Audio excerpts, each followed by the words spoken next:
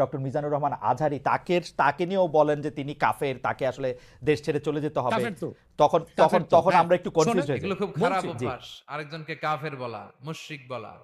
আপনি যদি কাউরে কাফের বলেন, সে যদি কাফের না হয় আপনি নিজেই কাফের হয়ে যাবেন। নিউ ইয়র্কের ম্যানহাটন থেকে আপনাদেরকে স্বাগত জানাচ্ছি আমি খালেদ মুহিউদ্দিন। বাংলাদেশের রাজনীতিতে নানা ধরনের পরিবর্তন দেখা যাচ্ছে হচ্ছে বাংলাদেশের সমাজনীতিতেও নৈতিকতা, ধর্ম এবং নানা বিষয় নিয়ে নানা আলোচনা চলছে। এসব নিয়ে কথা বলার জন্য আজ আমাদের সঙ্গে রয়েছেন ডক্টর মিজানুর রহমান আজহারি। আপনাকে আমাদের অনুষ্ঠানে স্বাগত জানাই। আপনি আমাদেরকে সময় দিয়েছেন, সেজন্য শুভেচ্ছা ও কৃতজ্ঞতা জানবেন। নাহমাদুহু ওয়া নুসাল্লি আলা রাসূলিহিল কারীম, আম্মা বা'দু, ফাআউযু বিল্লাহি মিনাশ শাইতানির রাজীম, বিসমিল্লাহির রহমানির রহিম।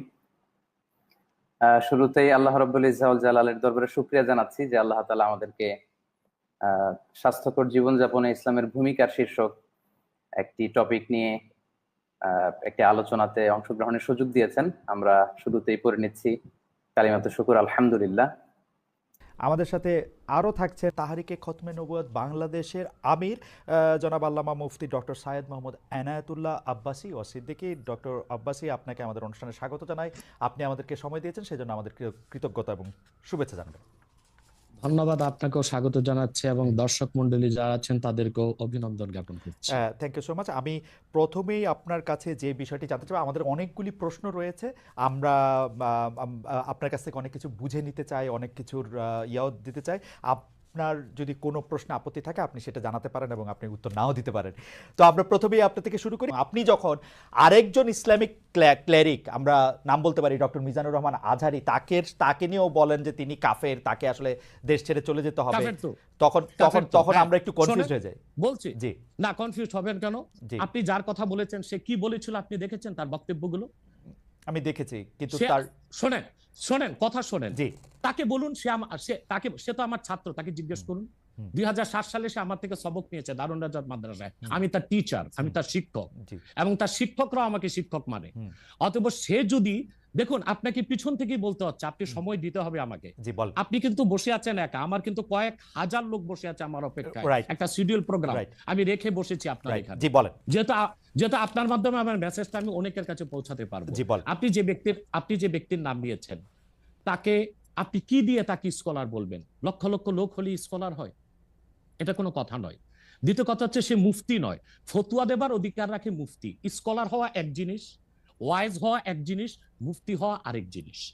আমার কথা হচ্ছে, আমি কি গ্র্যান্ড মুফতি বাংলাদেশে তা আমি বলছি না, এটা বলার অথরিটি আমার নেই, কিন্তু আমার ফতুয়াতে কলম বসাবার মতো 10টা মুফতি আপনি বের করে দেন। এখন অন্য মুফতিরা বলছে না কেন, সেটা একটা সাহসিকতার বিষয় আছে, সেটা আরো কোনো তাদের প্রতিবন্ধকতা থাকতে পারে। যেমন আপনি দেখেছেন আওয়ামী শাসনের সময় দেশের অনেক বড় বড় আলেম শেখ হাসিনার দালালি করেছে, তো তারা কি এমন কোন ফতোয়া দিবে যে সরকার বেকায়দায় পড়ে? এখন অনেক আলেম আছে যেটা বর্তমান সরকারের নির্লজ্জ সমর্থন করে যাচ্ছে, কিন্তু এই সরকার ক্ষমতা আসার পর থেকে আমি শরিয়ার কোরআন সুন্নাহর আলোকে যতটুকু সমালোচনা করা দরকার গঠনমূলক সমালোচনা করে যাচ্ছি। আর আমাদের মতো 2-4-10 জন যারা মিডিয়াতে আছে তারাই কিন্তু দেশের আলেম না। হাজার হাজার আলেম ওলামা পীর মাশায়েখ নীরবে নিভৃতে নির্জনে ইসলামের খেদমত করে যাচ্ছে, তাদের মতামতটাও দেখতে হবে। এখন যারা ফ্রন্টে চলে এসেছে, মিডিয়াতে চলে এসে সেলিব্রিটি হয়ে গেছে, তারাই কি বললো সেটা দেখার বিষয় না। এখানে তো যদি আপনি একটা প্রশ্ন আনেন যে আসলে শাতিমকে ক্ষমা পেতে পারে কিনা, বা রাষ্ট্র যদি শাতিমকে পৃষ্ঠপোষকতা দেয়, তার শাস্তি নির্ধারণ না করে, তাহলে কোনো জনগণ বিচারটা হাতে করতে পারবে কিনা? আপনি দেখুন পৃথিবীতে যত অভ্যুত্থান ও বিপ্লব হয়েছে জনগণ আইনকে হাতে তুলে নিয়েছে। আপনি 5ই আগস্ট দেখেন, বাংলাদেশে রাষ্ট্র ক্ষমতা যে এসেছে বর্তমান সরকার, এটা গণতান্ত্রিক পদ্ধতিতে হয় নাই, ছাত্র জনতা আইনকে হাতে তুলে নিয়েছিল। এই বিপ্লবকে আপনি অবৈধ বলবেন? যে 6-7 জন সমন্বয়ক নেতৃত্ব দিয়েছে তাদেরকে আপনি সন্ত্রাসী বলবেন? না, কিছু করার ছিল না। 15 বছরে যে জগদ্দল পাথর ফেসিবাদী হাসিনা বসেছিল, গণতান্ত্রিক পদ্ধতিতে এটাকে সরানো সম্ভব হয় নাই, আইনকে হাতে তুলে নিতে হয়েছে। অতএব যদি গণতন্ত্রের স্বার্থ রক্ষে আইনকে হাতে তুলে নেওয়া যায়, আল্লাহ তার হাবিবের সুমহান ইজ্জত এবং স্বার্থে আল্লাহ তার হাবিব সাল্লাল্লাহু আলাইহি ওয়াসাল্লামের ইজ্জতের বিপক্ষে কেউ কথা বলবে এবং ধারাবাহিকভাবে শাস্তি পাবে না, চলতেই থাকবে। আমরা শুধু মিটিং মিছিল করে লাঠি পেটা খাবো আর গুলি নিব। স্যার আপনার কাছে মনে হয় না, স্যার আপনার কাছে মনে হয় না এটা আপনার, স্যার আপনার কাছে মনে হয় না এটা আপনার পয়েন্ট অফ ভিউ? বিকজ আপনি যা বলছেন, হ্যাঁ আপনি এটা ঠিক যে আপনি তো একজন স্কলার, শিক্ষক, পড়াচ্ছেন এবং আপনি গ্র্যান্ড মুফতি না হলেও একজন মুফতি, কিন্তু আমরা ধরেন আমি এখন কথা বললাম হচ্ছে যে বাংলাদেশে কিন্তু এইটাও প্রচলিত যে যারা বলতেছে যে তারা আসলে যা কিছু পরীক্ষিত হাদিস নয়, যা কিছু পরীক্ষিতভাবে কোরআনের ফয়সালা নয়, তারা তা মানতে চান না। ধরা যাক ঈদে মিলাদুন্নবী সম্পর্কে তাদের একটা বয়ান আছে, তাদের আরো অনেক কিছু নিয়ে তাদের একটা বয়ান আছে। তাদের মধ্যে থেকেও কেউ কেউ আছেন যারা মক্কা মদিনায় বড় বড় জায়গায় আলেমের কাজ করতেছেন। আমি আব্দুর রাজ্জাক বিন ইউসুফের কথা বলতে পারি, আরো আপনি জানেন কাদের কথা আমি বলছি। তাদের কেউ কেউ মনে করেন আপনার পথ তো আসলে ঠিক না। এক, দুই হচ্ছে আপনি যার কথা যেভাবে বলতেছেন যে ধরেন মিজানুর রহমান আজহারি কি আসলে একজন স্কলার কিনা। এখন কেউ কেউ তো এই প্রশ্ন তুলেছেন যে জনাব এনায়েতুল্লাহ আব্বাসীও যথেষ্ট পরিমাণে এই জায়গায় আছেন কিনা। সেই জন্য আমি জানতে চাইতেছিলাম যে আপনি যখন আইন হাতে তুলে নেওয়ার কথা বলেন স্যার, সেইটা কি আপনি কিভাবে তার যোগ্য, এবং আপনি ছাড়া আর কে আছেন এটার মধ্যে যোগ্যতার জায়গায় আর কি? আমি এখন বলছি, আমি মনে করি আমি গ্র্যান্ড মুফতি বাংলাদেশের। আচ্ছা, আপনি মনে করছেন আপনি গ্র্যান্ড মুফতি? ওকে, এবং এটা আমি চ্যালেঞ্জের ওকে, ওকে।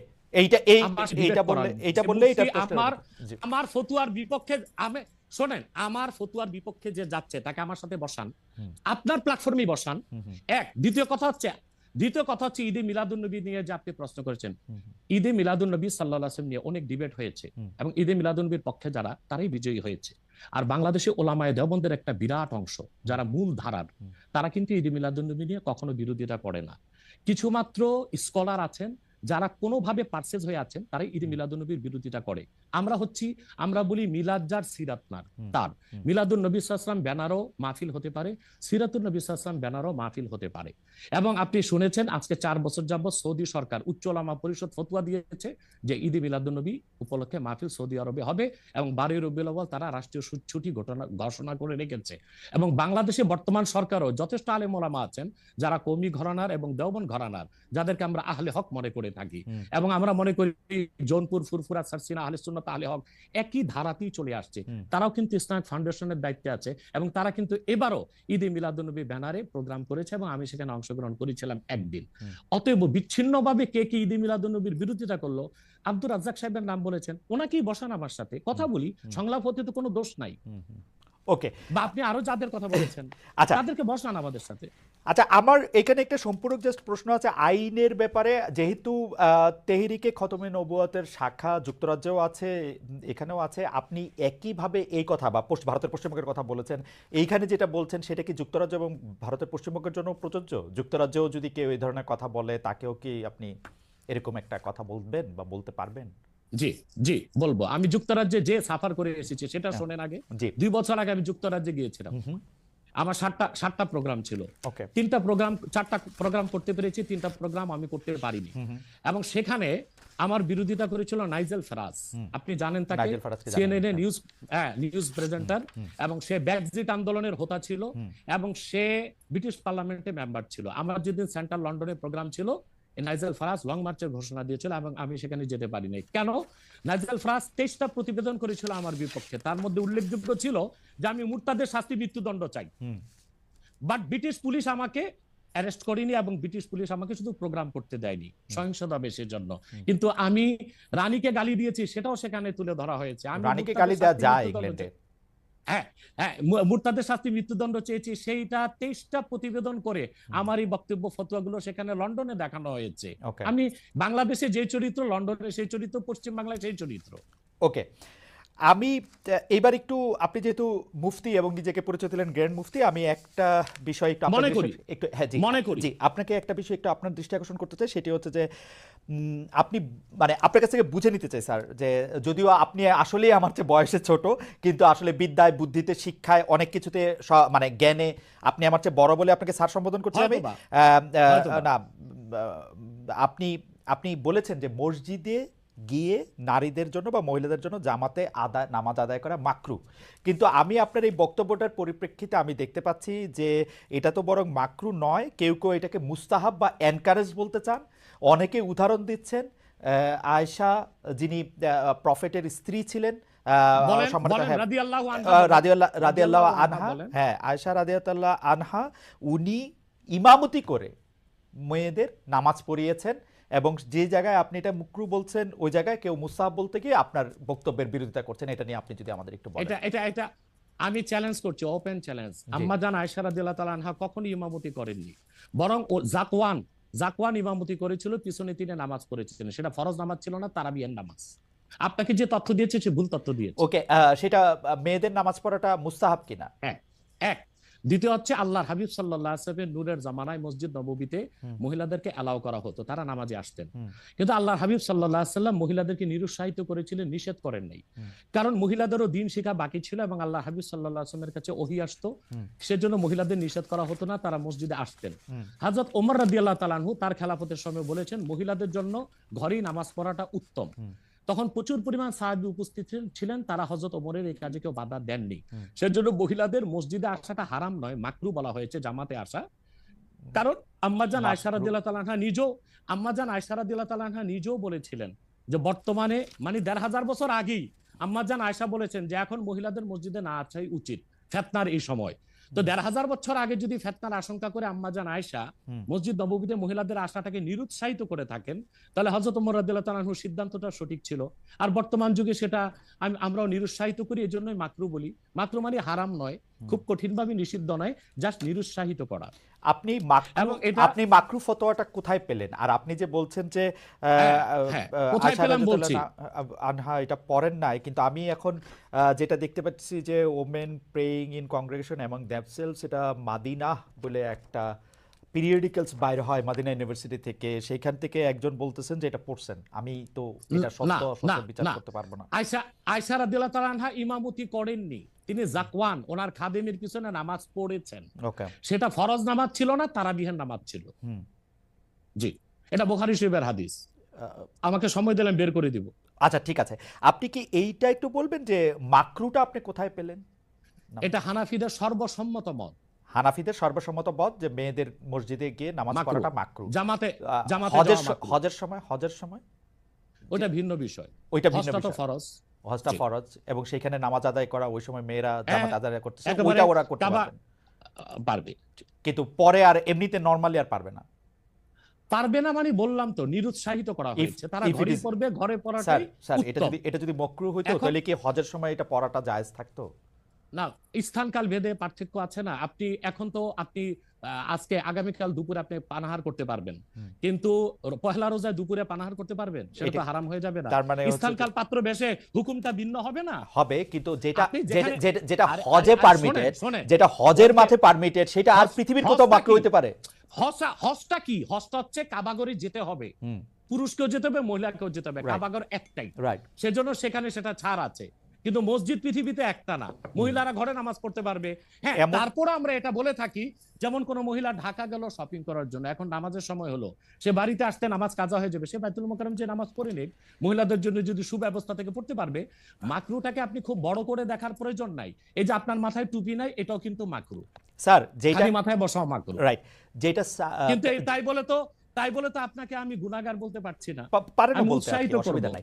স্যার, আমি যেটা বলতে চাইতেছি, এমন কোন কাজ কি আছে যেটা কাবাগারে করা যায়, অন্য যে কোনো জায়গায় আরেকটা মাকরু হিসেবে বিবেচিত হবে? আর কোন কাজ কি এরকম আছে? বোঝার জন্য জানতে চাইতেছি স্যার।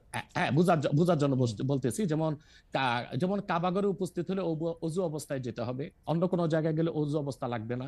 কেউ যদি হজ করতে ইহরাম বাঁধে, স্ত্রীর সহবাস তার জন্য হারাম যতদিন কাবাগারে, না, যেটা কাবাগারে করা যায় সেটা অন্য কোথাও হারাম আছে কিনা?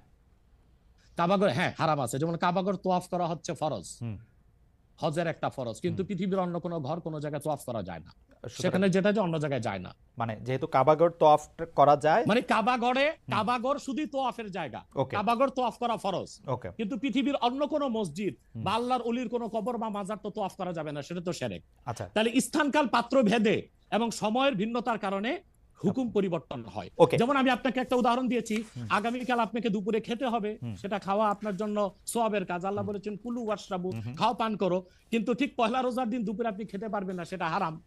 অথবা মাকরুর বিষয়টাও স্থানকাল পাত্র ভেদে তো পরিবর্তন হবে। লাস্ট কোশ্চেন এই সিরিজে জাস্ট বোঝার জন্য, আমাদের অনেক দর্শক জানাচ্ছেন যে সৌদি আরব সহ ইসলামী বিশ্বের অনেক দুনিয়ায় মেয়েদের জামাতে নামাজ পড়ার ব্যবস্থা মসজিদে আছে, তাহলে সেই ব্যাপারটা কি মাকরু কিনা, এবং তাদের শরিয়া বোর্ড সেইটাকে আসলে পরীক্ষা করছে কিনা? আবার বলেন তো প্রশ্নটা।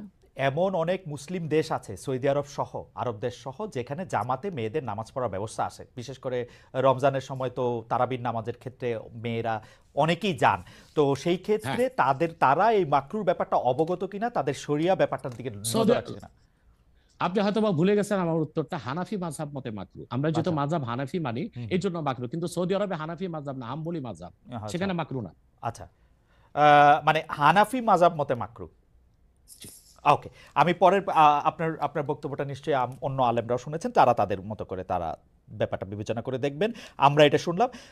এইবার নেক্সট প্রসঙ্গে বা প্রশ্নে আসি। আপনাকে আপনাকে আপনাকে নারীদের নামাজের ব্যাপারে একটা হাদিস শোনায় দিচ্ছি, জি, সহিহ বলুন। মুসলিম। জি সহিহ মুসলিম জি হাদিস নাম্বার 1027। হুম আন আমরাতা বিনতে আব্দুর রহমান أنها أخبرته أن عائشة زوج النبي হুম صلى الله عليه وسلم قالت হুম لو أدرك رسول الله صلى الله عليه وسلم ما أدرك النساء لمنعهن المسجد। হুম পরিষ্কার সহিহ মুসলিমের হাদিস। হুম হযরত আমরা বিনতে আব্দুর রহমান বলেন, রাসূল সাল্লাল্লাহু আলাইহি সাল্লামের সহধর্মিণী হুম আল্লাহর হাবিব সাল্লাল্লাহু আলাইহি ওয়াসাল্লামের স্ত্রী আম্মাজান আয়েশা রাদিয়াল্লাহু তাআলা আনহা, হুম যার কথা বলেছেন তিনি নামাজ পড়েছেন, উনি বলেছেন যে বর্তমানে মহিলাদের এখনকার অবস্থা যদি আল্লাহর হাবিব সাল্লাল্লাহু আলাইহি ওয়াসাল্লাম দেখতেন তাহলে তাদেরকে মসজিদে আসতে নিষেধ করতেন।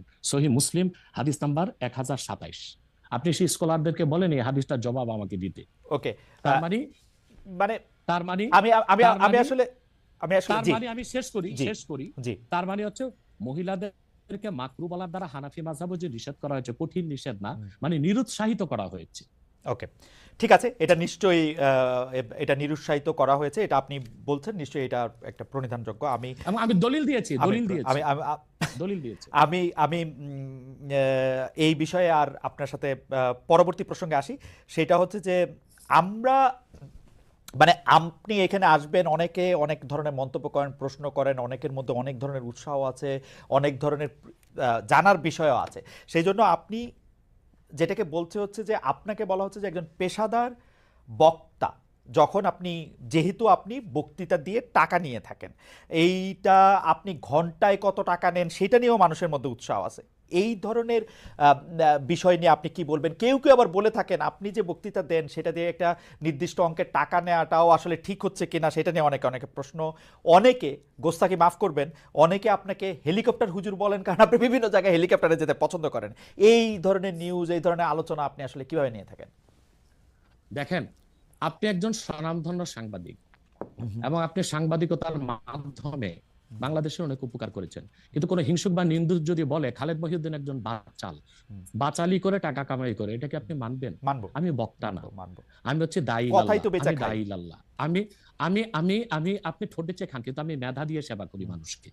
আমি বক্তা নই। আমার পরিচয় হচ্ছে, দেখুন আমাদের একটা ইতিহাস আছে, আমি পেশাদার কোনো বক্তা নই, আমি হচ্ছে দায়ী আল্লাহ। আল্লাহ দিনের দাওয়াত মানুষের কাছে পৌঁছে দিই। এখন আসে টাকার বিষয়। বাংলাদেশে কেউ কোনোদিন দেখাতে পারবে না আমি আমার নিজের জন্য কোনো টাকা চেয়ে নেই। যদি আমি কোনো প্রোগ্রামে কন্ট্যাক্ট করে টাকা নিতাম তো সর্বনিম্ন 3 লাখ টাকা রেট রাখতাম, কিন্তু কখনো কখনো আমাকে তারা খুশি হয়ে যা দেয় সেটা আমি নিয়ে থাকি। দ্বিতীয় হচ্ছে হেলিকপ্টার প্রসঙ্গ, এটা হচ্ছে আমার অত্যন্ত প্রয়োজন। হেলিকপ্টারটা আমার চেয়ে বেশি বাংলাদেশে শেখ হাসিনাও ব্যবহার করেন, এটা আমি অহংকার করে বলছি না, আল্লাহ তাআলার শুকরিয়া আদায় করছি। এবং বাংলাদেশে অনেক বক্তা বা স্কলার এক সময় আমার বিরোধিতা করেছে, আমি হেলিকপ্টার কেন চলি, হেলিকপ্টারে কেন যাই। বাংলাদেশে 2014 সাল থেকে ব্যাপকভাবে আমি হেলিকপ্টারে যাচ্ছি। এখন অনেক বক্তা, স্কলার বা স্ক্রু ড্রাইভার যাই বলেন, তারা হেলিকপ্টার ব্যবহার করছে, এখন আর সমস্যা হচ্ছে না। আমারটাই আর কি সমস্যা ছিল। হেলিকপ্টারটা কেন ব্যবহার করি, আপনাকে একটা সহজ উদাহরণ দিচ্ছি। গত পরশুদিন আমার একটা প্রোগ্রাম ছিল মেঘনাতে, দিনে বাদে জোহর, আর রাতে আমার প্রোগ্রাম ছিল রংপুর হারাগাছ, সেটা মিডিয়াতে ব্যাপক প্রচার হয়েছে। পরের দিন আমার প্রোগ্রাম ছিল কালকে লোহাগাড়া, এই চট্টগ্রাম সাতকানিয়ায়। এখন আমি হেলিকপ্টার ব্যবহার না করে দিন ও রাতে 3টা প্রোগ্রাম করা কি আদৌ সম্ভব? না, সম্ভব না। যেখানে আমার বাড়ি আব্বাসী মঞ্জিল থেকে চিটাগাং রোড যেতে 1.5 ঘন্টা লাগে। তা আমি কিভাবে মেঘনার প্রোগ্রামটা দিনে করে রাতে হারাগাছ করে পরের দিন চট্টগ্রাম যাই? আমাকে এটা অনিবার্য কারণে হেলিকপ্টার ব্যবহার করতে হচ্ছে, এবং সেটা জনগণই দেখে। এর জন্য তো আমাকে হেলিকপ্টার হুজুর বলতে পারে না। এখন যে হুজুর নৌকায় চড়ে মাহফিল করতে যায় তাকে কি নৌকা হুজুর বলবেন? বা যিনি প্রাইভেট কারে প্রোগ্রাম করতে যায় তাকে কি বলবেন ট্যাক্সি হুজুর? এগুলো হচ্ছে আমি গাড়িও ব্যবহার করি যখন যেটা লাগে। আমি এখন প্যারাডো ইউজ করতেছি, এটা 3 কোটি টাকা। আমি ভিএট ইউজ করি 8 কোটি টাকা। আমি হেলিকপ্টার ইউজ করি, এটা 14 কোটি টাকা। এখনো আমি নৌকাতেও যাই, যেখানে যেভাবে আমার সুবিধা তখন সেভাবে সেখানে আমি। না, সেটা ঠিকই আছে। আমি কিন্তু মনে করি যে এখন হিংসুক বা নিন্দুকরা কি বললো সেটা তো আপনার মতো শিক্ষিত না মানুষ সেটা না ঠিক আছে, ভাই। না না না না, আমি কিন্তু মনে করি যে আপনাকে যত ব্যস্ত থাকতে হয়, আপনি যদি পথে এর মধ্যে থেকে আপনার দিনের একটা বড় অংশ আপনি ব্যয় করেন, এটা আপনার জন্য এটা আসলে কোনোভাবেই এটা মানে এটা কেউই এটা করবে না। আমার কাছে মনে হয় যে আপনার ব্যস্ততার জায়গা থেকে আপনার এটা করতেই হবে। কিন্তু আমার যে প্রশ্ন ছিল যে আপনি এর জন্য নিজেকে একজন প্রফেশনাল স্পিকার মনে করেন কিনা, আপনি মনে করেন কিনা যে আপনি যে বিভিন্ন জায়গায় বক্তৃতা দিতে যাচ্ছেন এবং আপনার যে একটা অসম্ভব চাহিদা বিভিন্ন জায়গায়, আজকে এখানে কালকে সেখানে সেখানে, সেইটা আপনার আয়ের একটা বড় উৎস কিনা? দেখুন, এটা ছাড়া আমার আয়ের ব্যবস্থা ছিল।